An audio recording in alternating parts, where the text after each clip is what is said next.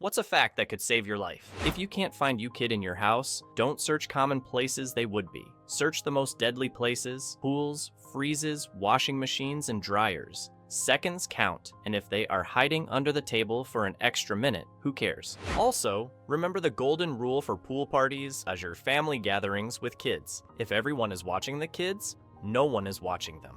You need to specifically put someone on babysitting duty. You can switch people during the event, but it needs to be a specific person at all times. I read a post on Reddit about a woman whose 3-year-old drowned. It happened so fast that she was still chewing the brownie they'd been sharing when she walked outside and saw him at the bottom of the pool. Drowning happens so incredibly fast. My kid nearly drowned right in front of me, in a quiet backyard pool. He didn't even look like he was struggling, but I saw a twinkle in his eye that he was in trouble. Drowning is silent and still. I'm Australian, so we are taught water safety from a very early age, so I thankfully knew the signs immediately. It was a very scary experience, and I'll never forget that twinkle in his eye. It still haunts me 15 years later.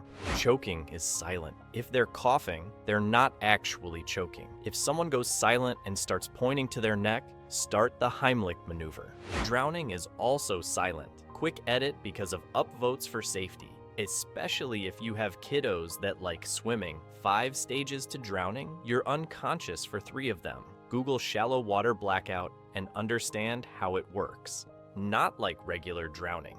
Do not allow kids to have breath-holding contests. Don't drink alcohol, especially if you're the responsible adult at a pool. Just don't. No babies in hot tubs ever, for any reason. A lifeguard's biggest blind spot is right at their feet, base of chair. Do not advise kids to swim near the lifeguard and be on the other side of the facility. They're easier to spot further away. In pools, water parks, shallow water is far more dangerous than deep water because of the risk of spinal injury. An adult can drown in 2 inches of water. Seriously, do not run at a pool, ever. Do not jump in head first, a diving board and lifeguard present.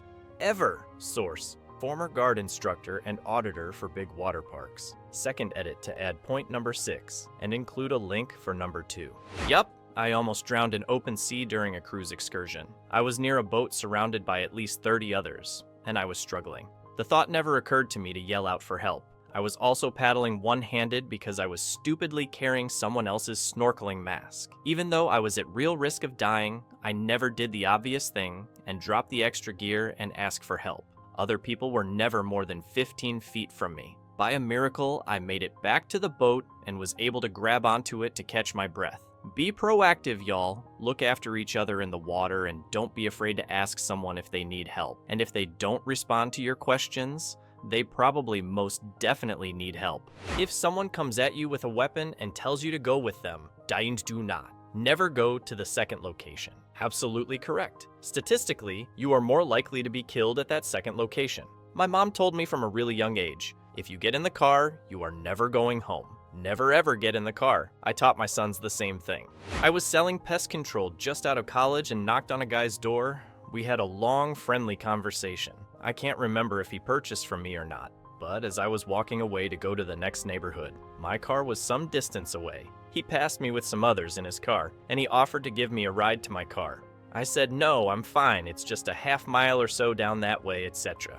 He kept insisting, over and over. I finally relented because I'm a dumbass and there were multiple people in this car and they were friendly enough and in the neighborhood and all of that. But I remember being intensely terrified that I wouldn't ever see the light of day after today, but still got in the damn car anyway. Turns out he just wanted to reverse sell me on some pyramid scheme and talk to me about it the whole way to my car.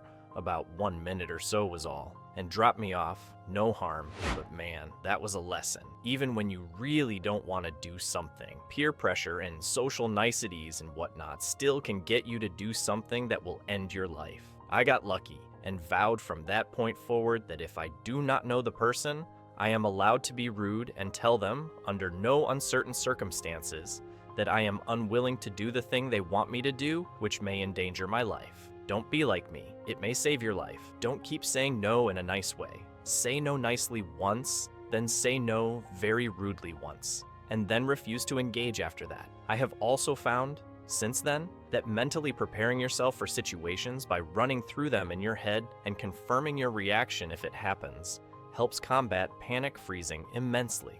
While it's never exactly saved my life to do this, I have been able to think with a cool head under some stressful circumstances that other people were panicking about simply because I had played the situation out in my brain or imagination ahead of time. Elephants can outrun you. Elephants can outswim you. Elephants can throw objects at you. Elephants do not think you are cute. Elephants are very emotional. Elephants remember. Elephants will show up at your funeral and stomp you out again if you have been leading poachers to their babies. My dad told me a story about a friend of his that has since passed. The friend spent years living in Thailand part-time when they were younger. One day, an Asian elephant was in his way, so he slapped its rump to try to get it moving. It looked back at him with apparent offense, but went on its way. 10 years later, the friend is outside his house in Thailand, and an elephant approaches. It slaps him upside the head with its trunk and leaves peacefully again. The lesson is, don't be an ass to elephants. If you get caught in a rip current, don't fight it.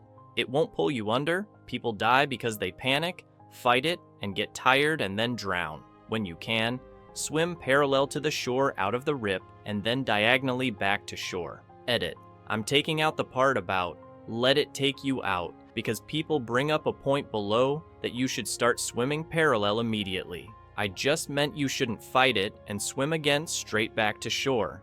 That's not going to end well. Stay safe out there, everyone.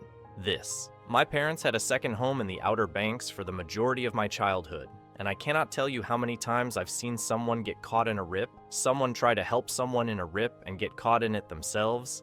I have been in rips. You cannot win against the ocean.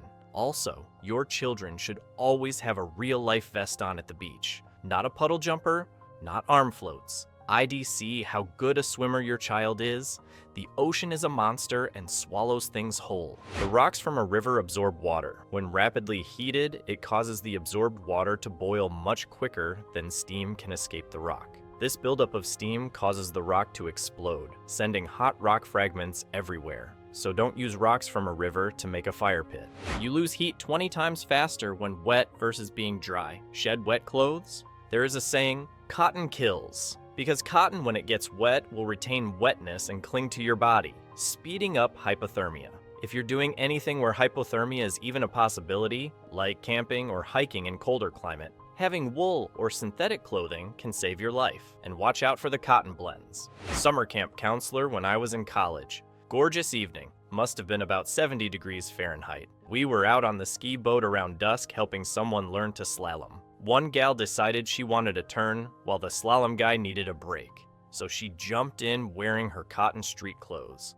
Was fine, got up and did a couple laps of the lake. Got back in the boat and just started shivering, then became non-responsive and fell to the floor of the boat. Apparently, between the cooling temps around sunset, the wet cotton, and the wind from being pulled behind the boat sent her hypothermic in about 10 minutes, while the rest of us were absolutely comfortable. Thankfully, we recognized the signs, got her stripped of her wet clothes and skin to skin with 2 other warm, dry people. Yes, that was awkward to kind of forcibly remove her clothing.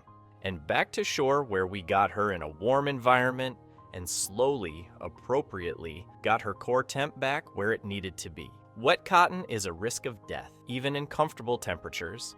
If you live where the winter gets cold and you are traveling by car, always bring extra clothes. Have candles in the car. Try to always know where you are. Always run from a street fight. No honor in winning and deadly if you lose.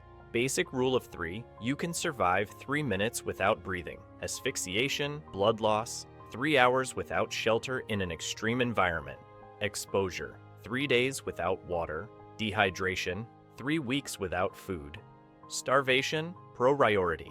As soon as your car door is unlocked, relock it. People get back into their cars and fiddle with their wallet or whatever all with their car doors unlocked, and it makes them an easy target. I used to park in front of my apartment and just hang out for an hour or 2 on my phone. Weird habit, I know. I lived in a bad neighborhood at one point, but had a couple of cool neighbors, thankfully. One night after work, I was in my car playing on my phone, and some random dude just opened my car door and sat down next to me. I got lucky AF, but it was some dude who had just moved into the apartment complex that I had talked to a few times. He kinda got on to me for keeping my door unlocked. We talked for a bit and he left. I don't sit in my car anymore, and if I do, for some reason, my doors are locked. That happened about 7 years ago, and I'm still happy for the lesson I learned that day. Thank you for watching. Write comments, put likes. Do not forget to watch other videos.